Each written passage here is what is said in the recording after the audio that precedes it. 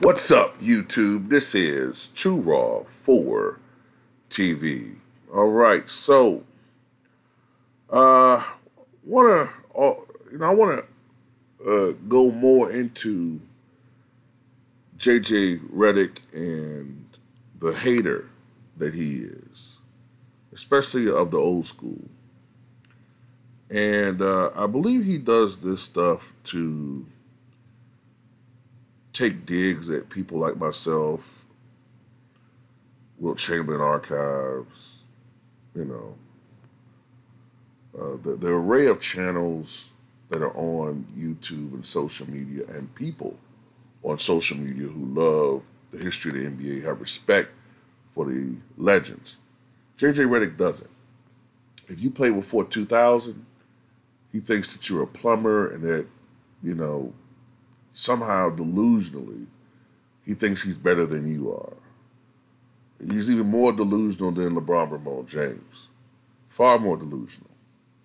A couple of years ago, JJ Redick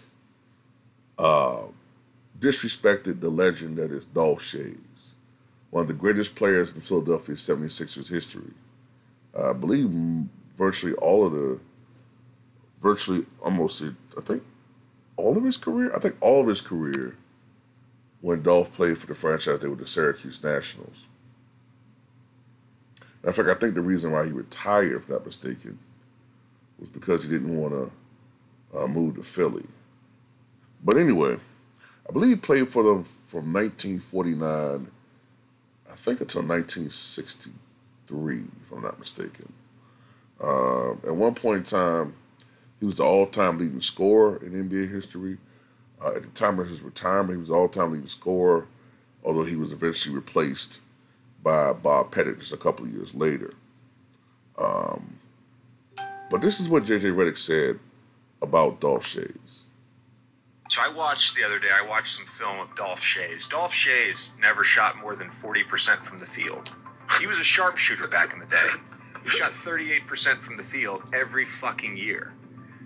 And you're telling me that Kyrie Irving or D-Mac or Vince Carter weren't better basketball players than Dolph Schayes? Honestly, like, Kevin Love is better than probably 99% of the power forwards that made that list.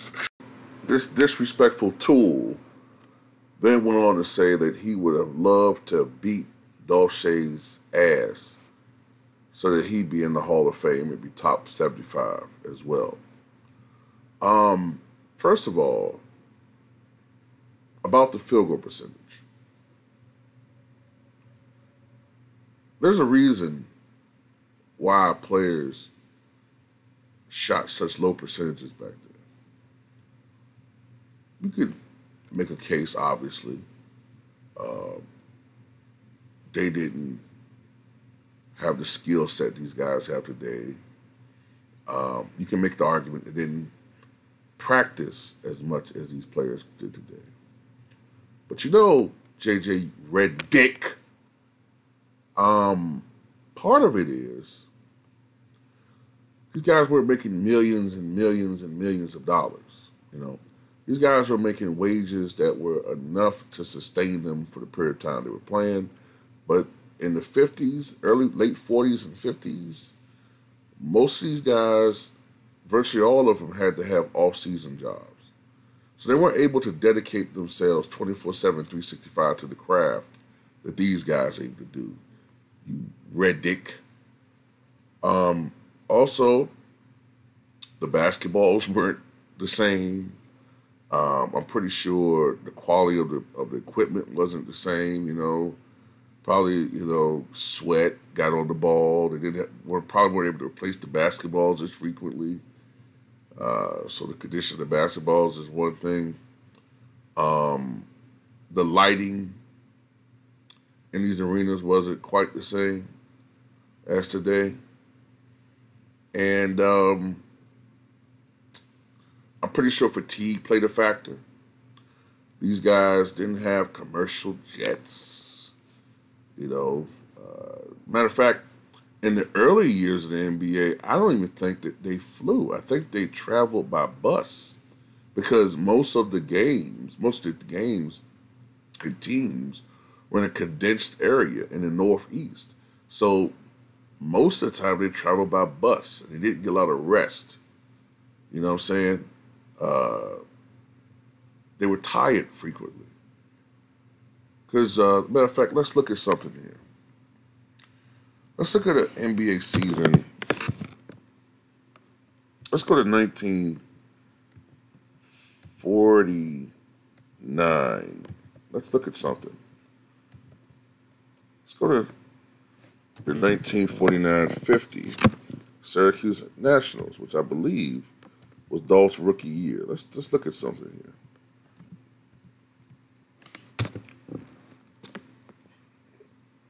Let's see if I can find their schedule. Here we go.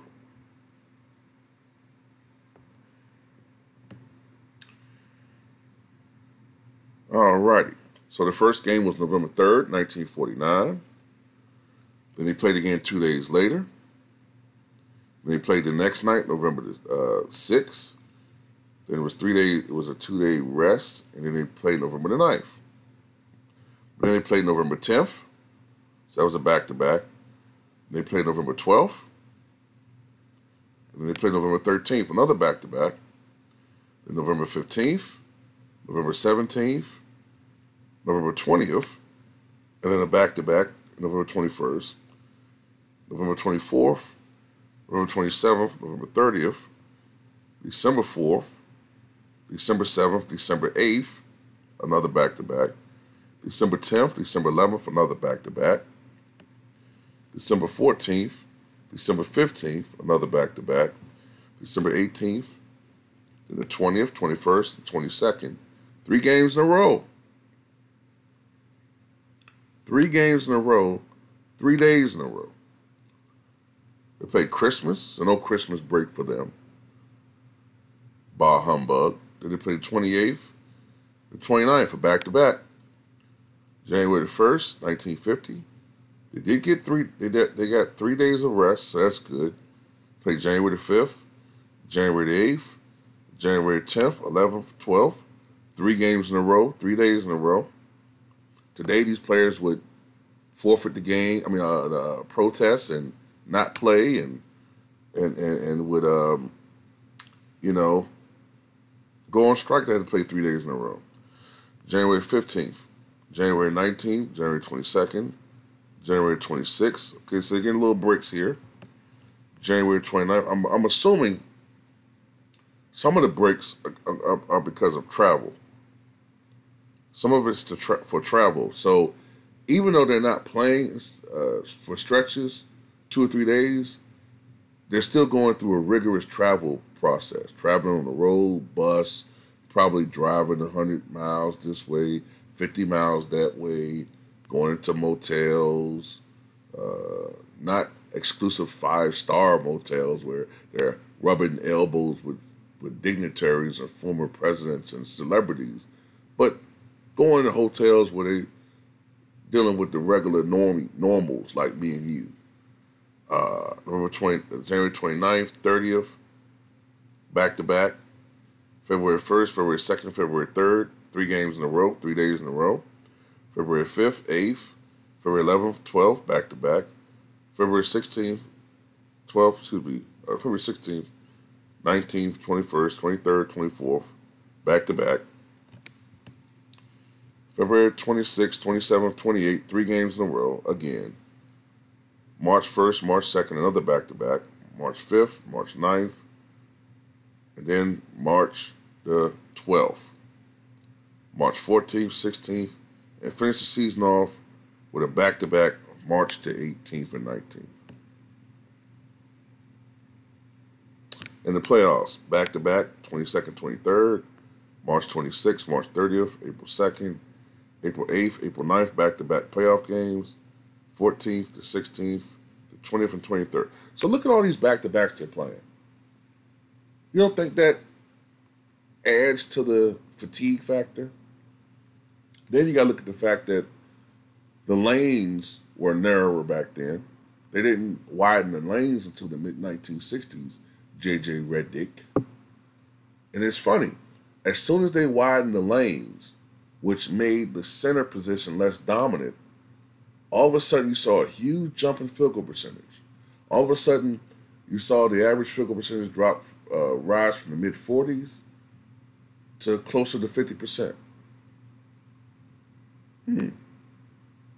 All of a sudden, Will Chamberlain, his stats drop a bit. He goes from averaging 44, 45, 50 points to the mid-30s. So when when Dolph was playing, the lanes were narrower so that the center could patrol more, was more dominant, and was more of a factor, and was blocking more shots, and was altering more shots.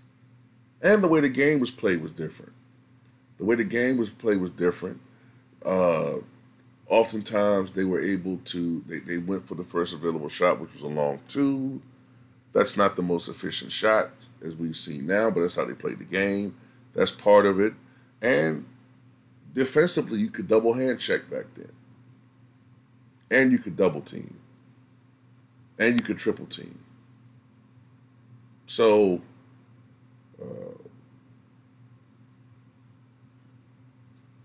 that's part of why field goal percentages was so much lower back then. That's part of it. So anyway, you know, it is what it is. Did you know that Dolph Schayes, if I remember correctly, I think he was right-handed. I may have this backwards, but I remember reading early in his career, because you know he was an Iron Man. You know, unlike these players today, he played in like 700-some consecutive games. But anyway, he broke his wrist, excuse me. I think it was his right wrist. And instead of missing time, you know what Dolph Schayes did? He practiced to learn how to shoot with his left hand. To the point where he became ambidextrous, excuse me. I have problems with that word. I can think it, but I can't say it sometimes. Ambidextrous. He could shoot both hands. So, you know, at the end of the day, these are some of the reasons why field goal percentages were lower back then. Just want to do this video to kind of put that in perspective. And it's just funny. Someone like me never played a lick of sports as far as professionally in my life. But I have the common sense to do the research to know these things.